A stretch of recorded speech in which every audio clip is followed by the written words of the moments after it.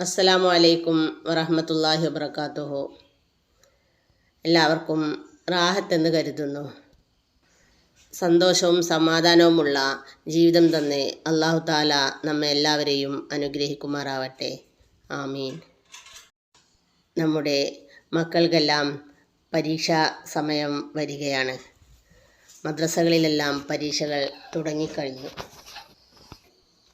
സ്കൂളുകളിലും കോളേജുകളിലും അതുപോലെ മറ്റ് ജോലി സ്ഥലങ്ങളിലും പരീക്ഷകൾ നമ്മൾ നേരിടേണ്ടതായിട്ടുണ്ട്.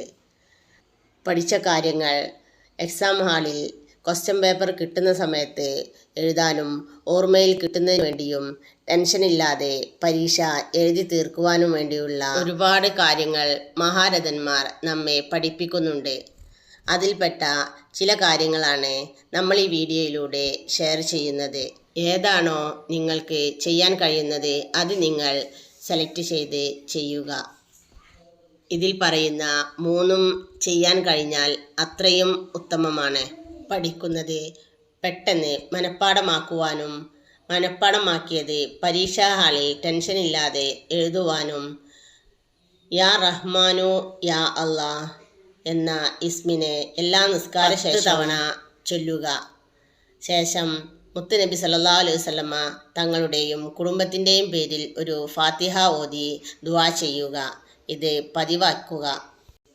അടുത്തതായി പഠിക്കുന്നതിന് മുമ്പും അതുപോലെ നിസ്കാരങ്ങൾക്ക് ശേഷവും റബ്ബ് സിദിനി ഇൽമ എന്ന ദിക്റിനെ നമുക്ക് എത്ര തവണ ചൊല്ലാൻ കഴിയുമോ അത്രയും തവണ ചൊല്ലി ദുആ ചെയ്യുക. ഇതിൻ്റെ അർത്ഥം അല്ലാഹുവേ എൻ്റെ അറിവിനെ നീ വർദ്ധിപ്പിക്കണമേ എന്നതാണ്. ഈ ഒരു ദിക്റിനെ നമ്മൾ പതിവാക്കുന്നതും നമുക്ക് ഓർമ്മശക്തി വർദ്ധിക്കാനും അതുപോലെ പഠിച്ചത് മറന്നു പോവാതിരിക്കാനും ടെൻഷനില്ലാതെ പരീക്ഷ എഴുതുവാനും നമ്മെ പ്രാപ്തരാക്കുന്നതാണ്.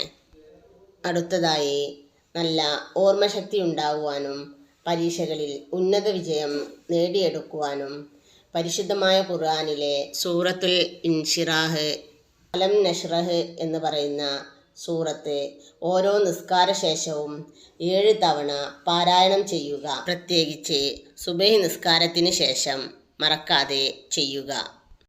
ഓരോ നിസ്കാരങ്ങൾക്ക് ശേഷവും 7 തവണ വീതമാണ് ചൊല്ലേണ്ടത്.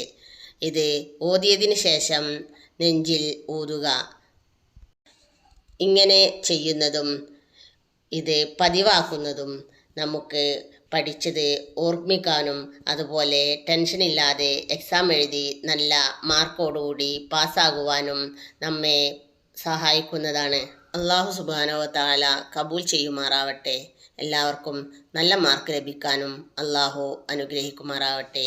ആമീൻ. ഇതുപോലുള്ള അറിവുകൾ ഷെയർ ചെയ്യുന്നത് നിങ്ങൾക്ക് ലഭിക്കുവാൻ വേണ്ടി നമ്മുടെ അൽനൂർ ദിക്ർ ദുആ എന്ന് പറയുന്ന യൂട്യൂബ് ചാനൽ സബ്സ്ക്രൈബ് ചെയ്ത് സപ്പോർട്ട് തരിക.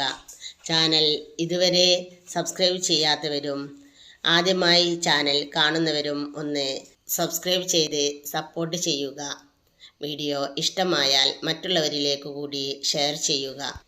ഇൻഷാ അല്ലാഹ് അടുത്ത വീഡിയോയിൽ കാണും വരെ അസ്സലാമു അലൈക്കും. ദുആ വസിയത്തോടെ